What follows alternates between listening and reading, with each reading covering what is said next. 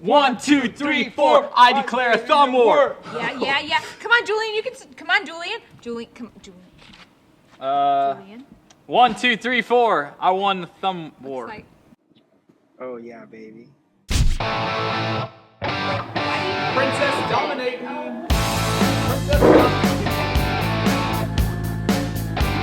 Boom. what?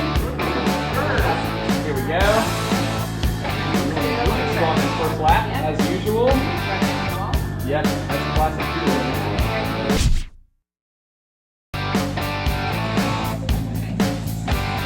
Maybe we can cut. Right. Back. Right. Come on, Julian. And front. Oh, and we go 1, 2, 3, 4, 5, 6, 7, 8, and I own that. Oh my God. Because I own everything. Because I have all of the monopolies. Dominating you. Dominating you. Second place. Third place. Go. All right, sunshine. You're probably going to land on mine again. And you Oh my did. gosh. And that is mine. Baltic Avenue. You owe me $4. It's little things. See the world I live in? If you're like me, you're probably wondering the same thing I wonder all the time.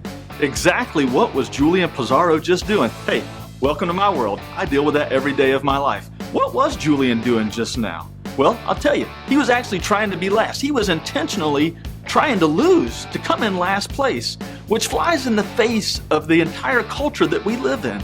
We live in a culture where the world says you should be first at everything. You should be first at your class rank. You should be first crossing the finish line. You should be the first person in the buffet line so you can make sure you get plenty of banana pudding. We live in a world that sells first place is the greatest. As a matter of fact, back in biblical days, some of the disciples were having that very same conversation and faced with that decision.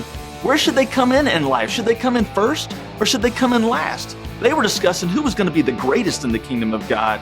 And here's what they said. They said to be greatest, you had to be first. You had to be the smartest. You had to be the fastest. But Jesus stepped in and he said something completely profound and quite honestly, perplexing. In Mark chapter 9, Jesus says this. He says to be first in his kingdom, you actually have to be last.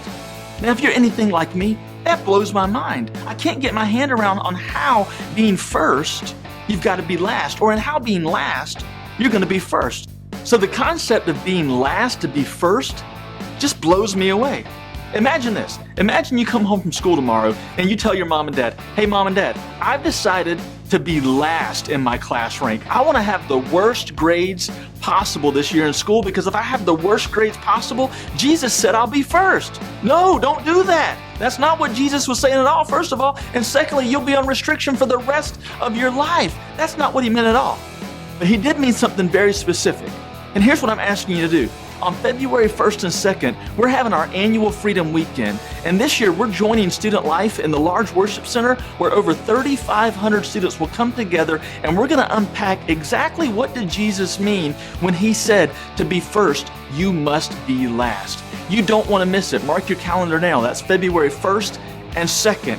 And you can come and learn, like Julian, what it means to lose so that you can win. But remember this, don't be last to sign up because space is limited. Can't wait to hang out with you guys, and we're going to have an amazing weekend. God bless you guys, and we'll see you February 1st and 2nd.